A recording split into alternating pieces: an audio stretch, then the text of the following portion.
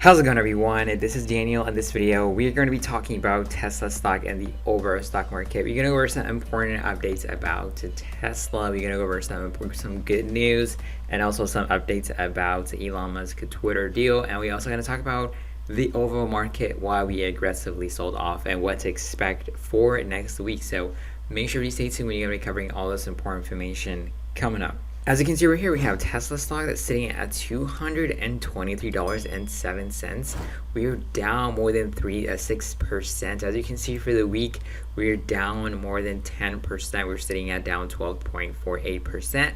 Unfortunately, as you can see, the overall market is down aggressively too. We have Apple down, Microsoft, Google, Amazon, Tesla being down a little bit more. But this is mainly due to the unemployment rate that we talked about. This was the economic data that we were expecting that can have a significant impact on the market.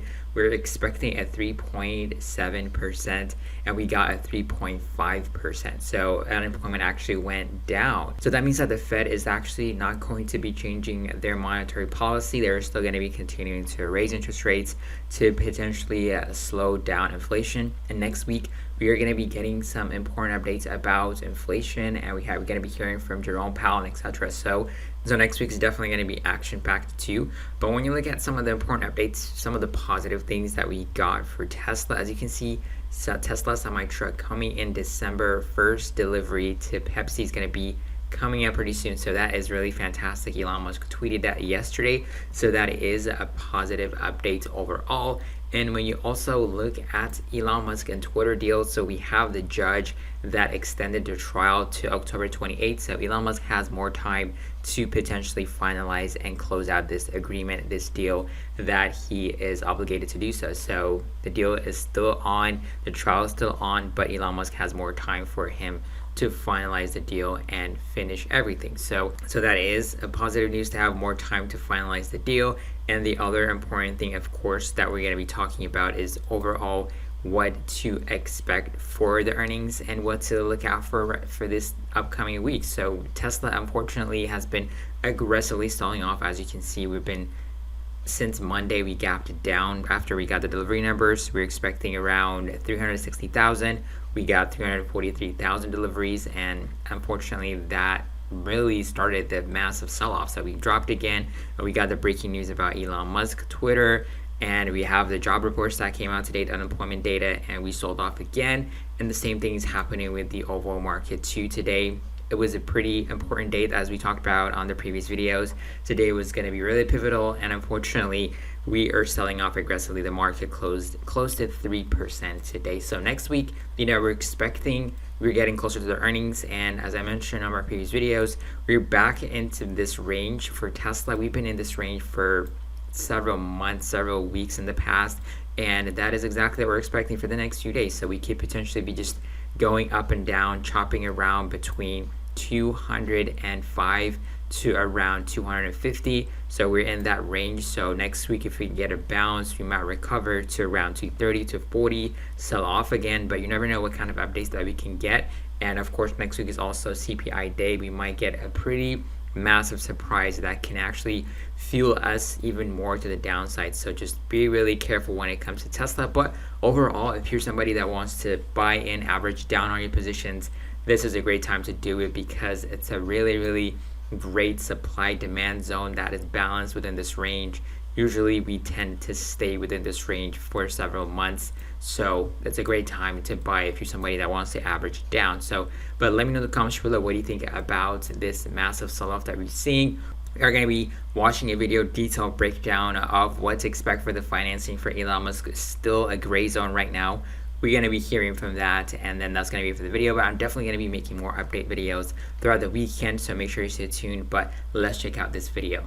Markets remain uncertain over Elon Musk's $44 billion takeover of Twitter. With the purchase now revived, speculation is back on the table over the deal's financing, as well as what Twitter under Musk could look like. For more, let's bring in Matt Schettenhelm. I'm going to make sure I get that name right. And Mandeep Singh of Bloomberg Intelligence. Mandeep, just as we were kind of coming back and talking about this intro, we see Twitter shares down about 1.5% off their session lows on a report from CNBC here that the deal will actually get financed financing. This comes off reports that Apollo, among others, is actually backing out of the $13 billion they promised.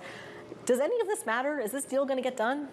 Well, so he has the commitment letter from the banks on the $12.5 billion debt component. Now, the markets have changed from the summer, and obviously, the yield spreads have gone up. So you could argue, financing around $13 billion for such a large buyout, it's tough in this environment. But at the same time, he has a commitment letter. So let's see what the banks do over there. But I think it wasn't a change of heart. He realizes, if he goes through the trial, it won't be a good PR for him and Tesla. So that, to me, seems to be the kind of the main reason why he's going ahead with the deal right now. Matt, I want to bring you into the conversation because you have done some exceptional analysis of this very issue of the financing and, the hypothetical situation where the planned financing starts to fall apart and then what happens legally. What more can you tell us? Yeah, I mean, that's exactly right. At this point, Elon Musk's legal case is extremely weak. It was very weak before he wrote that letter 3 days ago saying, I'll agree to the $54.20 purchase price.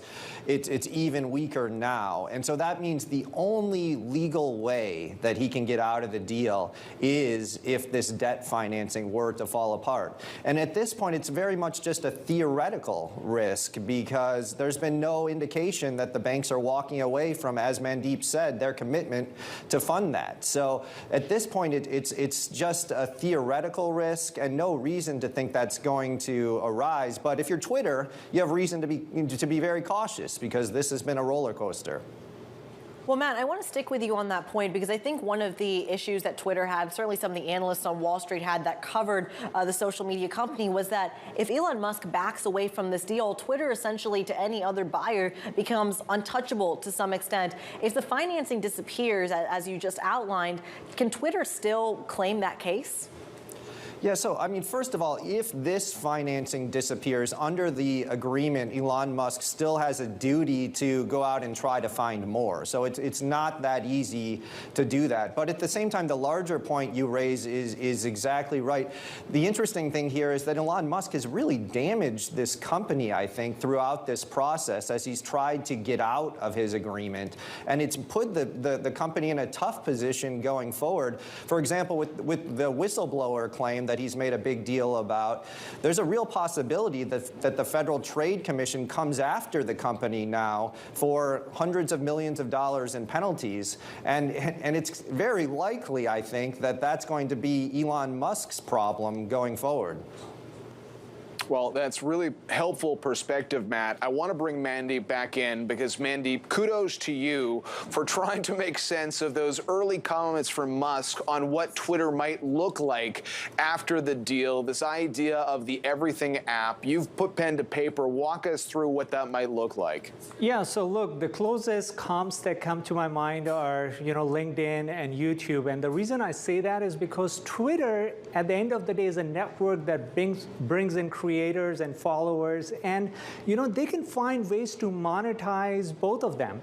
Creators, yes, every social media platform, whether it's TikTok or Meta, they're wanting to bring more creators. Well, Twitter already has them, so if they introduce more tools, which is what Twitter Blue is all about, that could be high gross, 90% gross margin revenue. And look, Twitter hasn't executed at all since its IPO. We know that. They have failed to monetize the engagement through ads.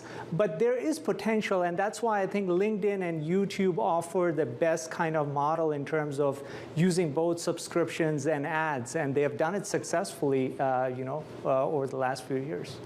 Well, Mandeep, very quickly, let's talk now about the stock price here. We're trading at $50.65. Is $54.20 then the ceiling that Elon Musk has now created for the stock? Yes, I mean, look, he's overpaying. When you compare it to valuations of Snap and Pinterest, it's clearly 2 to 3 times the EV to daily active user multiple that we have calculated. But at the same time, again, there are only 4 or 5 platforms with daily active user base of over 200 million, and Twitter has that stickiness. So it's about just figuring out a business model and monetizing it. That's going to be for this video, so make sure you stay tuned. I'm going to be posting more updated videos about Tesla Twitter. Make sure you subscribe to the channel, turn on notification bell. But I catch you guys on another video. Have a wonderful day. you.